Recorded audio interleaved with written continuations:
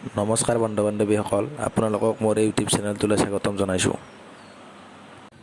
বন্ধু বান্ধৱীসকল, যিবোৰৰ SBIত একাউণ্ট আছে তেওঁলোকৰ বাবে এই ভিডিঅ'টো অতিকৈ গুৰুত্বপূৰ্ণ।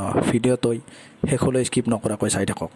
ভাৰতীয় ষ্টেট বেংকৰ এনে গ্ৰাহকে পাব বিনামূলীয়াকৈ 2 লাখ টকা। কেনেদৰে লাভ কৰিব জানি লওক। যদি আপুনি ভাৰতীয় ষ্টেট বেংকৰ গ্ৰাহক হয় তেন্তে এইটো আপোনাৰ বাবে ডাঙৰ খবৰ।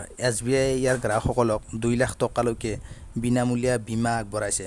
দৰাচলতে বেংকে জনধন একাউণ্টৰ ধাৰকসকলক এই সুবিধা আগবঢ়াইছে। SBIয়ে ৰূপে ডেবিট কাৰ্ড থকা গ্ৰাহকসকলক 2 লাখ টকালৈকে বিনামূলীয়া আকস্মিক বীমাৰ সুযোগ দিছে। ৰূপে ডেবিট কাৰ্ড ব্যৱহাৰ কৰাসকলে মৃত্যু বীমা, ক্ৰয় সুৰক্ষা আৰু অন্যান্য লাভালাভ পায়। জনধন একাউণ্টৰ ধাৰকসকলে বিনামূলীয়া বীমা প্ৰাপ্ত কৰিব পাৰে।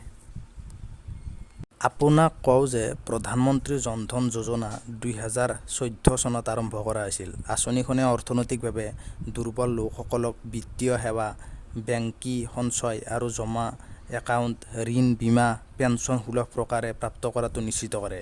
যিকোনো লোকে তেওঁলোকৰ KYC দি অনলাইন জনধন একাউণ্ট খুলিব পাৰে। বেচিক ছেভিং একাউণ্টক জনধন যোজনা একাউণ্টলৈ স্থানান্তৰ কৰাৰ বিকল্পও আছে।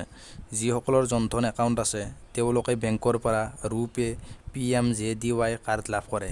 28 আগষ্ট 2018 লৈকে খোলা জনধন একাউণ্টত জাৰি ৰখা ৰূপে PMJDY কাৰ্ডৰ বীমা ৰাশি হ'ব 1 লাখ টকা।